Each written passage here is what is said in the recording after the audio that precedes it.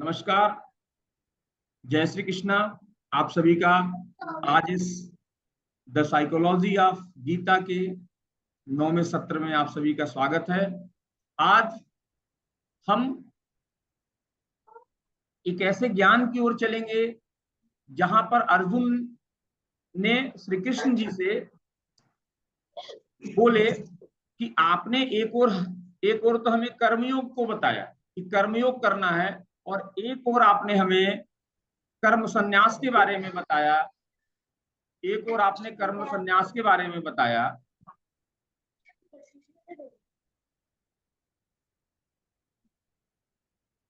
तो इसमें से क्या उचित है, क्या कल्याणकारक है, जिसे हम अपने जीवन में आत्मसात कर सकते हैं, जिसे हम अपने जीवन में ले सकते हैं, वह क्या महत्वपूर्ण है। एक सेकंड, थोड़ा सा मैं होल्ड लूंगा, एक फोन आ रहा है। चलिए, तो आज हम जानेंगे कर्मयोग और कर्म संन्यास।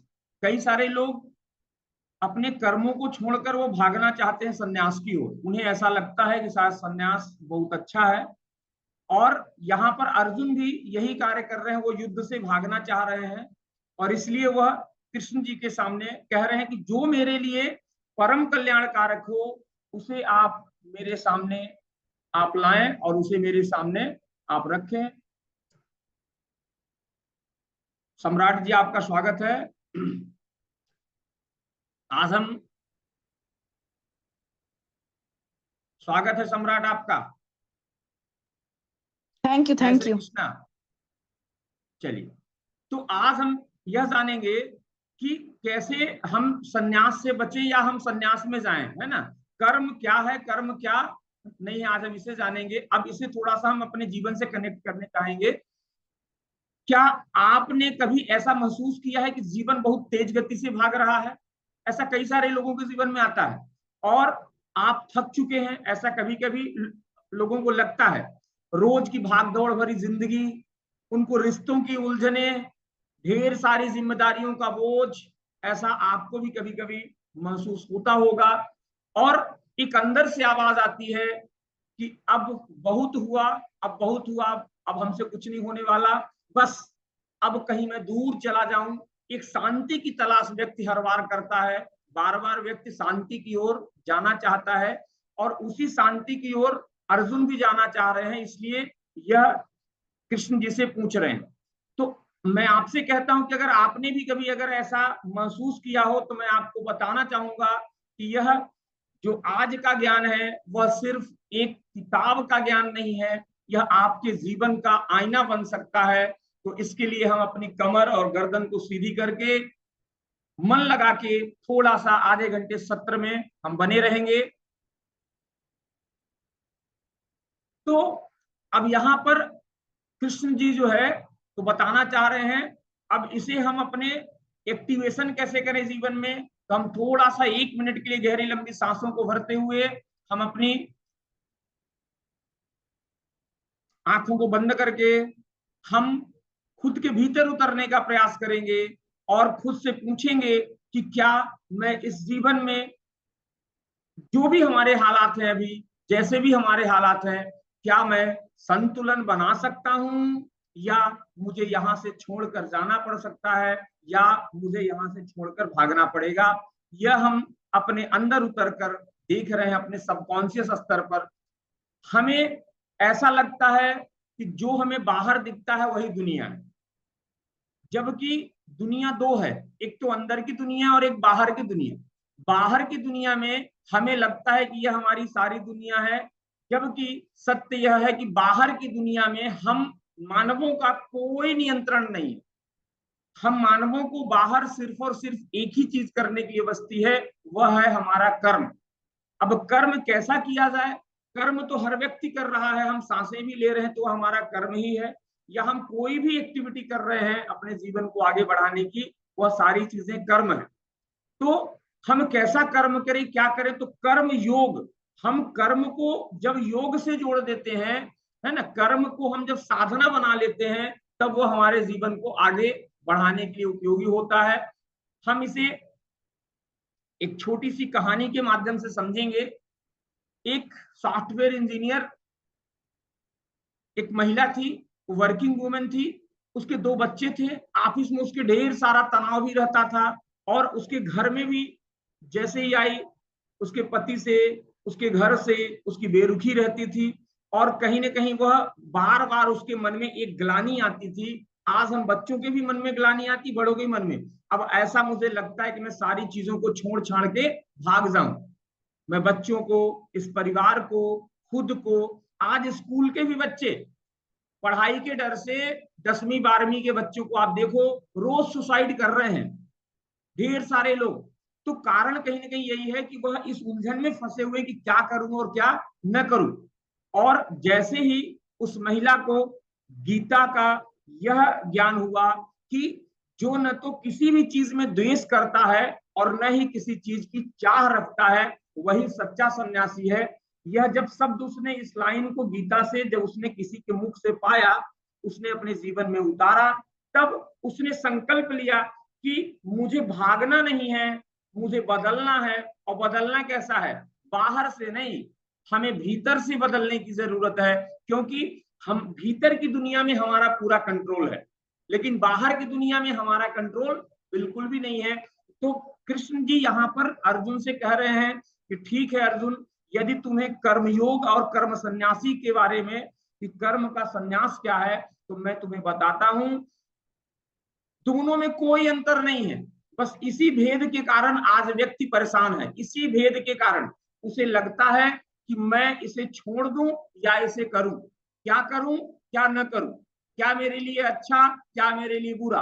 तो यहां हम इस चीज को समझने का प्रयास करेंगे। कृष्ण जी कहते हैं कि कर्मयोग और कर्म संन्यास दोनों एक दूसरे के, both are compliment to each other. जैसे किसी एक में परिवर्तन होता है दूसरे, अब हम इसको थोड़ा समझ लेंगे तो हम इसको कनेक्ट कर पाएंगे। कृष्ण जी कहते हैं कि कर्म योग क्या है? कर्म योग वह है कि जिसमें जो कर्ता होता है वह फल की इच्छा नहीं करता। अर्थात कर्म करने वाला व्यक्ति जो है वह केवल कर्म को मन लगा के करता है। उसका फल क्या आएगा, उसकी हार होगी कि जीत होगी, वह उसे कोई फर्क नहीं पड़ता। हम बच्चों को, हम जैसे ही पढ़ना शुरू करते हैं, हम तुरंत फल की चिंता करते हैं कि हम टॉप करेंगे कि नहीं करेंगे, हम हमारे अच्छे परसेंटेज आएंगे कि नहीं आएंगे। मैं कहता हूं यदि आप बार बार मेहनत करोगे तो इट्स बट नेचुरल कि आपके अच्छे परसेंटेज आने से कोई नहीं रोक सकता। हो सकता है पहले साल में ना आए, लेकिन दूसरे साल में आएगा। अब हम 1 घंटे कर्म करें कि 8 घंटे पढ़े, 10 घंटे, ये कई सारे ऐसे डाउट होते हैं। तो यहां पर समझिएगा कि हम कर्म जो कर रहे हैं उसमें हमें फल की, जब हम इच्छा को छोड़ देते हैं तो वह हमारा कर्म योग बन जाता है। बस इतनी छोटी सी चीज, हम फल की अभिलाषा को जब त्याग देते हैं तो वह हमारा कर्म योग बन जाता है। अब कर्म संन्यास क्या है, हम इसे भी थोड़ा सा समझने का हम प्रयास करेंगे। जब कोई भी व्यक्ति जो भी कर्म कर रहा है उसमें कर्तापन, अर्थात आज व्यक्ति पता है शाबाशी लेने में, हमने किया, हमने किया, मैंने किया, ये कर्तापन है। और जब व्यक्ति यह करता है, जहां कर्तापन का भाव आता है वहां पर फल अपने आप। तो जब हम किसी भी कर्म को, कर्तापन को अलग कर देते हैं कि हमने तो कुछ किया ही नहीं, हम इसको करने वाले नहीं है, हम तो कर्म कर रहे हैं, अर्थात कर्तापन का जो भाव आता है, वह जब कोई व्यक्ति त्याग के कोई कर्म करता है तो वह कर्म संन्यास कहलाता है।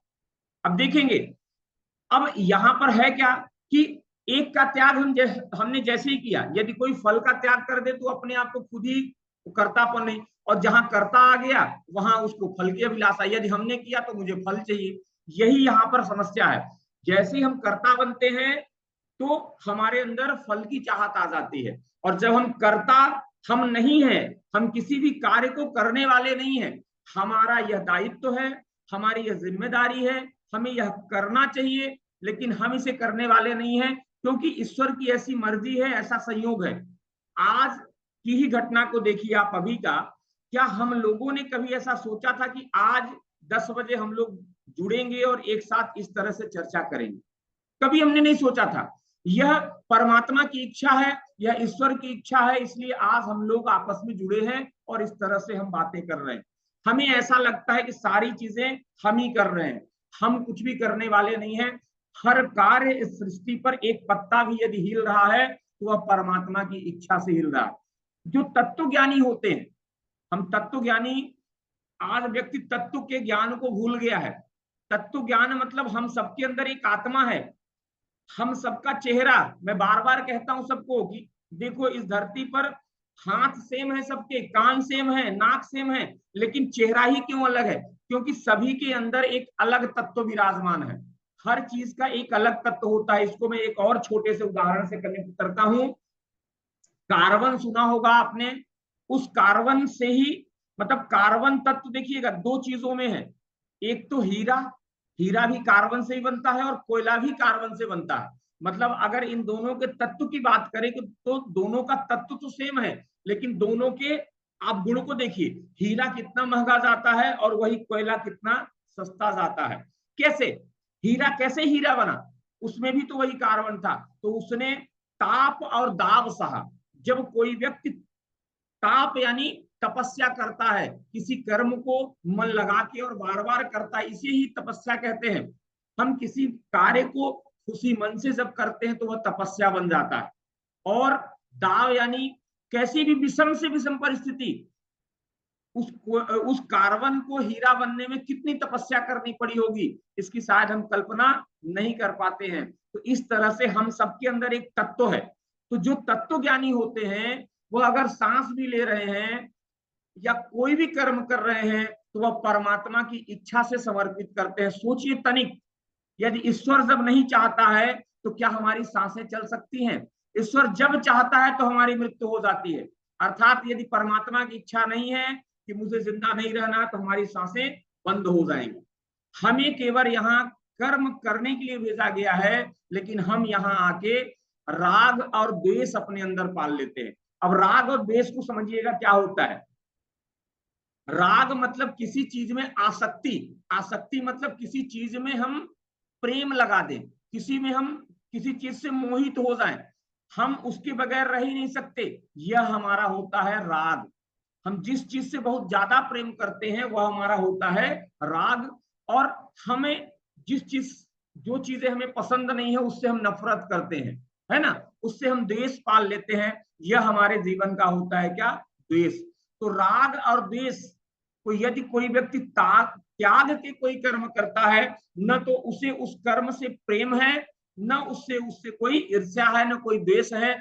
जब कोई कर्म ऐसा किया जाता है तो यही असली कर्म योग कहा जाता है। यह भगवान कृष्ण उसे कर रहे हैं, अर्जुन से कह रहे हैं कि यहाँ पर कर्तापन का त्याग करना पड़ेगा, है ना। अब भगवान स्वयं कहते हैं कि मुझे देखिए, मैं इस युद्ध के मैदान में खड़ा हूं, लेकिन क्या मैं करता हूं? नहीं, यह परमात्मा की इच्छा है कि यह जो सर्वहित के लिए कार्य है, यह युद्ध होना चाहिए। यह अटल युद्ध है, इसे होने से क्या होगा? समाज का, देश का भला होगा और पाप का अंत होगा, दुर्योधन जैसे अहंकार और पाप का अंत होगा। इस हेतु मैं यहाँ खड़ा हूं, लेकिन यह ईश्वर को समर्पित है, परमात्मा को समर्पित है। मैंने इतने सारे रास रचाए, मैंने कई सारे वध किए, तो वह परमात्मा की इच्छा से किए, हमने अपनी इच्छा से नहीं किया। कहने का मतलब यह है कि कृष्ण जी कहते हैं कि तू अपने तमाम कर्मों को, जो भी कर्म तू करता है, उसे ईश्वर को अर्थात परमात्मा को समर्पित कर दे कि हे परमात्मा, इसका कर्ता आप ही हैं, मुझे तो जो ड्यूटी मिली थी वो हमने कर दिया, बाकी क्या फल इसका आना है वो आप जानो। कर्म करना हमारे हाथ में है, लेकिन फल हमारे हाथ में नहीं है। जिंदगी के 3 पन्ने होते हैं, जन्म और मृत्यु, यानी पहला पन्ना और मृत्यु का पन्ना, पहला और अंतिम पन्ना यह ईश्वर के हाथ में है। लेकिन यह जो बीच का पन्ना है, जिसे जीवन जीने की कला कहते हैं, यह जीवन जीने की कला अर्थात कर्म, यह कर्म करना, यह जो बीच का पन्ना है, यह हम मनुष्यों के हाथ में है। हम चाहे तो इस पन्ने को, we are a creator of our destiny, हम अपने जीवन के स्वयं रचनाकार हैं। जब तक हमारी सांसें चल रही हैं हम स्वयं इस जीवन के रचनाकार हैं, लेकिन हम उसे शायद समझ नहीं पाते हैं। तो कृष्ण जी कहते हैं संक्षेप में कि तू बस इतना समझ कि कर्म योग के बगैर कर्म संन्यास संभव नहीं है, अर्थात कर्म संन्यास के बगैर कर्म योग भी संभव नहीं है। चूंकि एक सामान्य मनुष्य को, जो सामान्य मनुष्य होता है, यदि उसे यह कह दिया जाए कि तू कर्तापन का भाव हटा दे कि नहीं ये हमने किया है, यह एक सामान्य मनुष्य नहीं कर सकता। आज हर व्यक्ति अपने नाम, है ना, वह अपने नाम के लिए वह कोई भी कार्य करेगा, उसमें उसका भाव आ ही जाएगा कि हाँ यह कार्य हमने किया है ना। तो यह इस कर्तापन को हटा पाना तो बड़ा असंभव है, लेकिन व्यक्ति यदि चाहे तो जो भी कर्मों को करता है उसमें फल का त्याग वह व्यक्ति बड़ी आसानी से कर सकता है। तो कृष्ण जी कहते हैं कि हम कर्म सन्यासी आज का मानो तो नहीं बन सकता है, लेकिन वह कर्म योगी बन सकता है। और कर्म योगी कैसे बन सकता है? वह अपने फल की इच्छा को त्याग सकता है।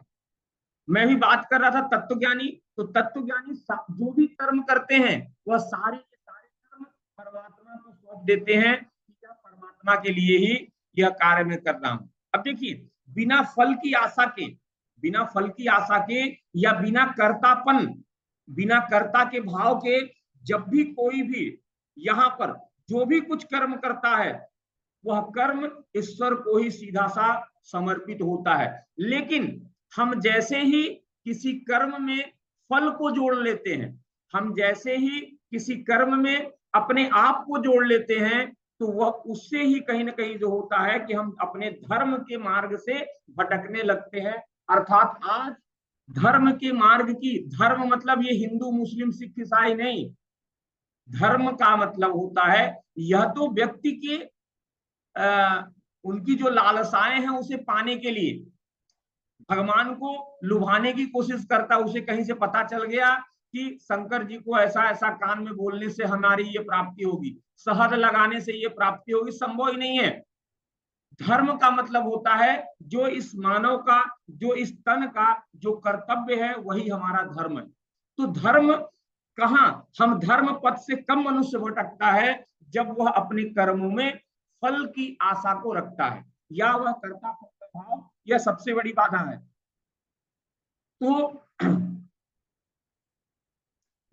कृष्ण जी अर्जुन को कहते हैं कि तुझे तो मैं शुद्ध शुद्ध ज्ञान दे रहा हूं, तू सीधा सीधा यह समझ कि तू ये जो ग्रंथों की बात कर रहा है ना, ये जो तू शास्त्रों की दुहाई दे रहा है, आज जितने भी शास्त्र हम लोग पढ़ते हैं, यह मनुष्य, है ना, यह मनुष्यों को मनुष्यों से लड़ाने का काम कर रहा है, यह मनुष्यों से मनुष्यों को अलग करने का काम कर रहा है, और आज का मनुष्य इसी को स्वीकारता चला जा रहा है।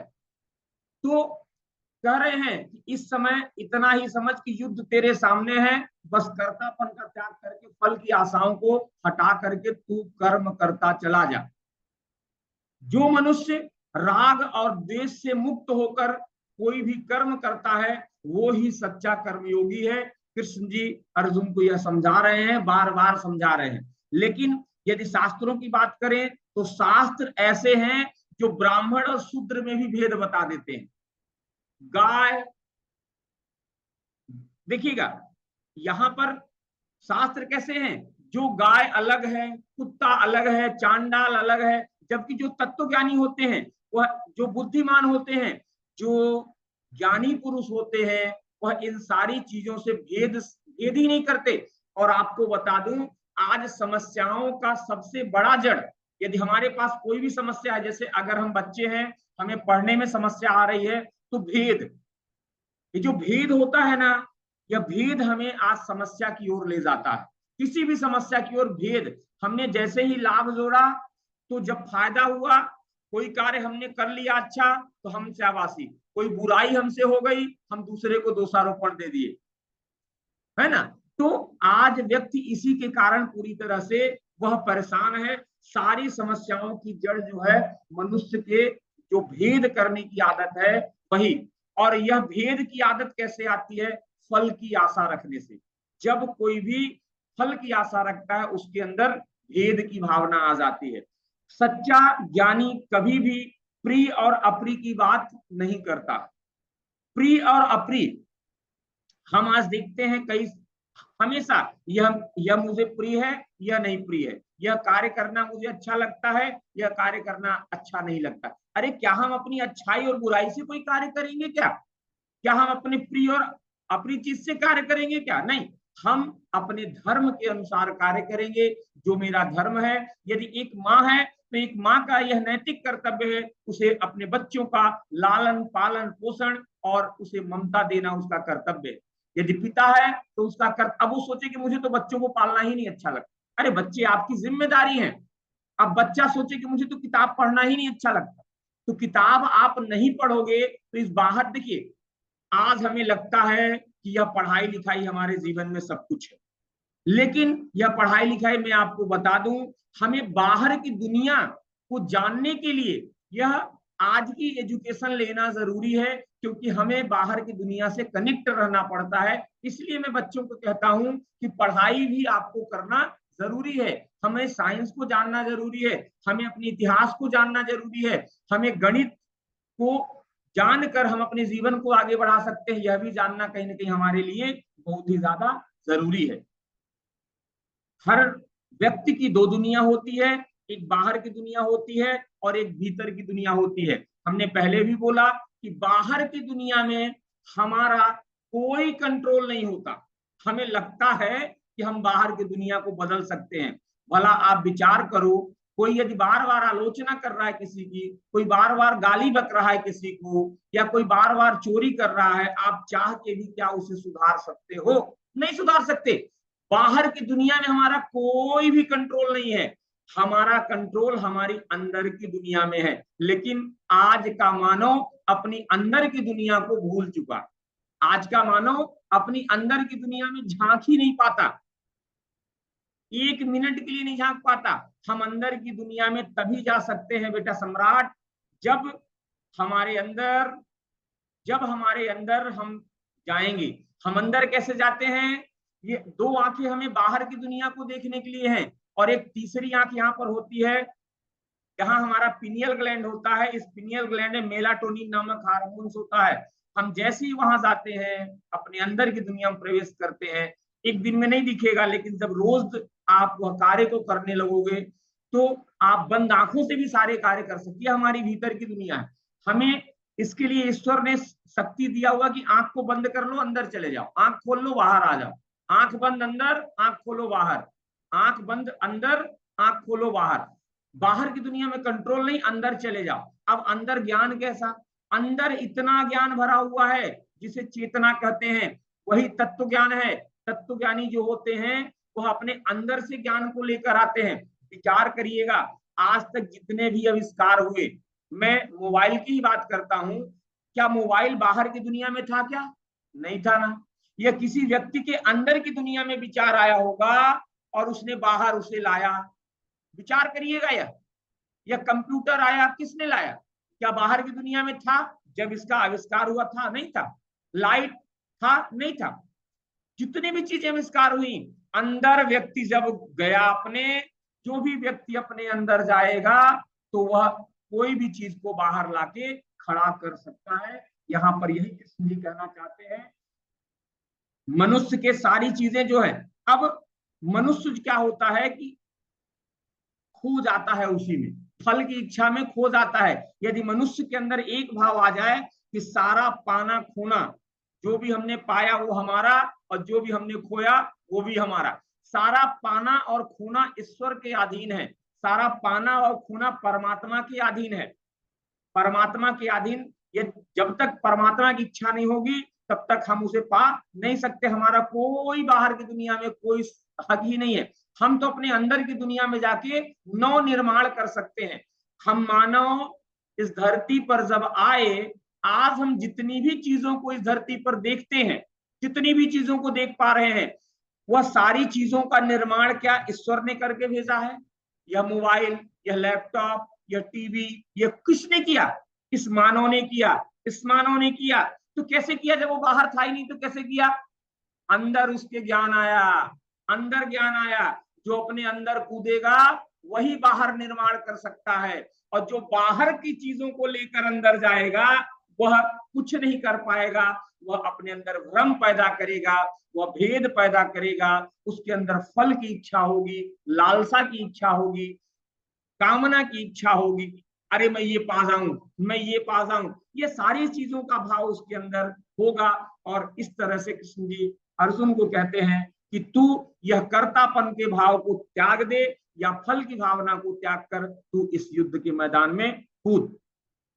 मैं आपको आज की शिक्षा के माध्यम से 3 सूत्र देना चाहता हूं। यदि कॉपी पेन हो तो आप चाहें तो उसे लिख भी सकते हैं। पहला सूत्र यह है कि कर्म मत छोड़ो, कर्म मत छोड़ो, अपेक्षा छोड़ो। आज हम किसी कर्म को करते हैं, उसमें हमारा अपेक्षा होती है। अपेक्षा को छोड़ दे यदि व्यक्ति, इसी को असली संन्यास कहते हैं, इसी को असली संन्यास कहते हैं। जब हम फल की अपेक्षा करते हैं तो वह नहीं मिलता जब हमें, तो हमारे अंदर तनाव आता, हमारे अंदर स्ट्रेस आता। आज लोग चिंता में डूबे हुए हैं। लोगों को यह नहीं पता कि चिंता इतनी खराब चीज होती है कि यह जिंदा मनुष्य, चिता अच्छी है, चिता तो कम से कम मरे हुए व्यक्ति को जलाती है, लेकिन चिंता ऐसी चीज है कि जिंदा व्यक्ति को जला देती है, उसके चित्त को जला देती है, उसकी आत्मा को पूरी तरह से खोखला कर देती है। हमें चिंता नहीं, हमें कर्म करना चाहिए, हमें अपेक्षा को छोड़ना चाहिए। यह हमारे जीवन का पहला सूत्र है। और जब हम किसी भी कार्य को, उसमें से अपना स्वार्थ अगर हटा देंगे और सेवा भाव से करेंगे तो होगा क्या, वहां आपके जीवन में शांति आ जाएगी, आप शांति से जुड़ जाओगे। यह मानव शरीर अशांति वाला जीवन नहीं है, यह मानव शरीर शांति का जीवन है। इस मानव शरीर को शांति चाहिए, हमारी आत्मा को शांति पसंद है। आप कभी भी देखना, कभी भी जब आराम से लेटते हो कितना अच्छा लगता है, जब उलझन में रहते हो कितना खराब लगता है। इस मानव शरीर को शांति पसंद है, हम मानव शांति प्रिय लोग हैं। अब आज का मैं दूसरा सूत्र आपको दे रहा हूं। लोग, कई सारे लोग सन्यासी हो जाते हैं, छोड़ देते, नहीं, हमें बाहर से कर्मयोगी बनना है, हमें बाहर से कर्मयोगी बनना है, लेकिन भीतर से त्यागी बनना है। बाहर से कर्मयोगी और भीतर से त्यागी बनना है। अर्थात हमें बाहर से तो एक्टिव रहना है, पर भीतर से हमें शांत रहना है। आज की भाषा में अगर हम देखें तो आप मान लीजिए एक कोई सीईओ हो सकते हैं, या कोई शिक्षक हो सकते हैं, या एक माँ हो सकती है, लेकिन आपको बाहर अपने कर्मों को करना है, लेकिन आपको भीतर से क्या होना है, एक डिटैच्ड ऑब्जर्वर का काम करना है। आप डिटैच्ड ऑब्जर्वर बन सकते हैं, आप अंदर अपने स्वयं की दृष्टा बन सकते हैं और कर्मों को करते रह सकते हैं। आप विचार करिएगा कि आप किसी संबंध, कोई लक्ष्य आपके जीवन में हो, या कोई ऐसा व्यक्ति हो जिससे इतना ज्यादा चिपक गए हो, उससे इतनी ज्यादा आसक्ति रख लिए हो, उससे राग पाल लिए हो, और जब वो नहीं मिलता है तो द्वेष पाल लिए हो। यदि ऐसा है तो आपके जीवन में शांति छीन हो जाएगी। और यदि शांति आप चाहते हैं तो उनसे राग और द्वेष को हटा दो। हमारा बच्चा भी है, उससे हमें राग और द्वेष नहीं करना कि हमारा बेटा पढ़ नहीं रहा तो स्कूल में पैंट शर्ट नहीं खरीद, अरे क्यों नहीं खरीदूंगा, हम उसके पिता हैं, मुझे खरीदना ही पड़ेगा, चाहे वह पढ़े और चाहे न पढ़े। राग और द्वेष कंडीशन को अगर हम हटा दें, भेद को हटा दें, तो ये सारा भ्रम पैदा हो जाए। जितने भी आज मानव को भ्रम पैदा होते हैं वह केवल भेद के कारण होते हैं, यह राग और द्वेष के कारण होते हैं। हम तीसरा सूत्र लिखेंगे, शांति संन्यास से नहीं संतुलन से आती। नीलेश जी, मैं चाहूंगा कि आप थोड़ा सा अनम्यूट कर लें तो अच्छा होगा, because session is going on. एक बार थर्ड वाला पॉइंट फिर से बोलिए। शांति संन्यास से नहीं संतुलन से आती। शांति किसी भी व्यक्ति के जीवन में, आप किसी चीज को छोड़ के भग जाओगे, सपोज मान लो आपको मैथमेटिक्स नहीं आ रही है, मैथमेटिक्स नहीं आ रही है, आप उसे छोड़कर और भग जाओगे तो क्या वो आपसे बनेगी, नहीं बनेगी, और जीवन भर आपको निकम्मा और नकारा बना देगी। हम जिस चीज से प्रेम करेंगे वो हमारे पास आएगी, और जिससे नफरत करेंगे वो हमसे दूर जाएगी। तो हमें न तो प्रेम करना है न नफरत करना है, हमें कर्म करना है। यदि गणित हमें पढ़ना है तो हमें गणित पढ़ना है। ठीक है, अब देखेंगे शांति संन्यास से नहीं संतुलन से आती, इसे हम थोड़ा समझेंगे। अर्थात वही जो हमने बताया, द्वेष और इच्छा। तो आपको बता दूं, ये जो संन्यास है ये कोई सिचुएशन नहीं है। संन्यास is not a situation, this is a state of mind. जो संन्यास होता है यह एक स्टेट ऑफ माइंड होता है। कोई बाहर से तो सन्यासी है, मान लो उसने चोला पहन लिया साधु संतों वाला, लेकिन अंदर ही अंदर वह भीतर से जला जा रहा है, जल रहा है, परेशान है, माया में उलझा हुआ है। ऐसे आपने देखा होगा कई सारे लोग। तो ऐसा सन्यास किसी कार्य का नहीं है, है ना। और कई सारे लोगों को देखा होगा, वो घर में रहते हैं, पैंट शर्ट भी पहन रहे हैं, सब कुछ कर रहे हैं, लेकिन वह पूरी तरह से मुक्त है, पूरी तरह से स्वतंत्र हैं, बड़ी शांति के साथ जीवन जी रहे हैं। यह होता है असली सन्यास। शांति हमारी सन्यास से आएगी। हम अब एक छोटा सा दीदी कल्पना बोल करेंगे, 1 मिनट का। अपनी आंखें दीदी बंद करेंगे धीरे से और कल्पना करेंगे लाइफ के उस सबसे बड़ी तनावपूर्ण स्थिति को। देखिए, हो सकता है जो बच्चे होंगे उनके जीवन में भी ज्यादा नहीं, लेकिन फिर भी होगा, कोई भी ऐसी तनावपूर्ण स्थिति को हम देखें, उसकी कल्पना करें। अब आप वहां खड़े होकर खुद को कह रहे हैं, मैं इसे अब सेवा की तरह करूंगा, मैं इसे अब अपेक्षा के बिना करूंगा। आप कहिए उस परिस्थिति को जहां पर तनाव था, मैं इसे अब सेवा की तरह करूंगा, मैं इसे अपेक्षा के बिना करूंगा।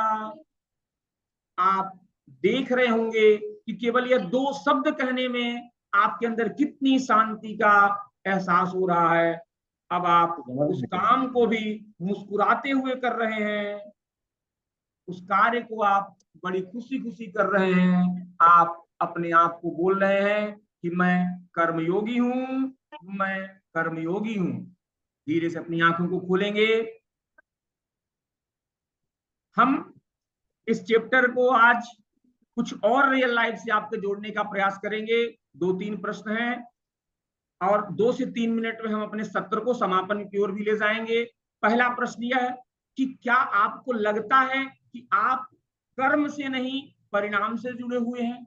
आज कोई भी व्यक्ति जीवन में जो भी कार्य करता है, आप देखिएगा वह कर्म से नहीं जुड़ता, वह परिणाम से जुड़ा हुआ होता है।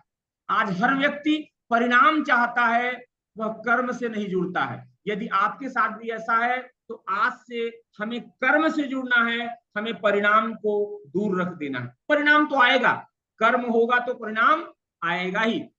दूसरा, तो कोई ऐसा संबंध जो आपके पास है, जो आपके जीवन में उलझन ला रहा है ना, जहां आप मुक्त नहीं है, दिन भर चिंता और चिंतन में पड़े रहते हैं, ऐसा अगर कुछ है तो इस पर भी हमें विचार करना पड़ेगा और वहां से राग और द्वेष को अलग कर देंगे। देखिएगा आप चिंता मुक्त होकर शांति से जीवन जिए। कोई भी ऐसा आपने आज तक क्या त्याग किया है क्या, और उस त्याग को करने के बाद भी क्या दुखी हैं? ऐसा भी कोई अगर हमारे जीवन में सीन होगा तो हम ऐसी भी चीजों को अपने सामने लाएंगे, ऐसे लिखेंगे। ये 2-3 प्रश्न हमने आपके लिए दिए हैं। अब हम 2-3 कार्य आपके जीवन में करवाने के लिए मैं 3 आपको अभ्यास देना चाहूंगा, जो आपको आज कल और परसों में कर लें, या आज ही कर लें या कल ही कर लें। पहला कार्य, एक कोई भी ऐसा कार्य जो हम सेवा भाव से करें, उसमें फल की चिंता किए बिना करें। हम कल करेंगे, कल ऐसा कोई भी एक कार्य करेंगे जिसमें केवल सेवा भाव होगा, उसमें फल नहीं होगा। हम कल किसी भी एक व्यक्ति से अपेक्षा छोड़ देंगे, कोई अपेक्षा नहीं है, सिर्फ हम उसके साथ अगर जुड़ेंगे तो प्रेम के कारण प्रेम करेंगे, लेकिन अपेक्षा उससे हम कुछ भी नहीं रखेंगे। और हर सुबह हम क्या बोलेंगे? हर सुबह हम बोलेंगे कि मैं कर्म करूंगा लेकिन बंधन नहीं बनाऊंगा, मैं कर्म करूंगा लेकिन बंधन नहीं बनाऊंगा। क्योंकि जहां पर हम कर्मों में फल को जोड़ते हैं, जहां हम स्वयं कर्तापन हो जाते हैं, वहां हम बंधन में बच जाते हैं, वहां हम बंधन में बच जाते हैं। हम चाहे तो रिपीट करें मेरे साथ, मैं कर्म करता हूं, मैं मुक्त हूं। मैं कर्म करता हूं और मैं मुक्त हूं। मैं संबंधों को निभाता हूं पर उससे जुड़ा नहीं रहता, मैं उससे आसक्ति नहीं रहता। मैं सन्यासी नहीं दिखता हूं पर मैं भीतर से सन्यासी हूं। मैं सन्यासी नहीं दिखता पर मैं भीतर से पूरी तरह से सन्यासी हूं। और आज का सत्र यहीं पर समापन की मैं आप सभी से अनुमति चाहता हूं और मैं आशा करता हूं कि आज का यह ज्ञान हमारे जीवन में एक अच्छा परिवर्तन लाएगा। आप सभी ने इतनी देर तक इतने धैर्य से और इतने गौर से हमें सुना, इसके लिए मैं तहे दिल से आप सभी का आभार व्यक्त करता हूं। आप सभी से इस सत्र के समाप्ति की मैं अनुमति चाहता हूं और इस सत्र को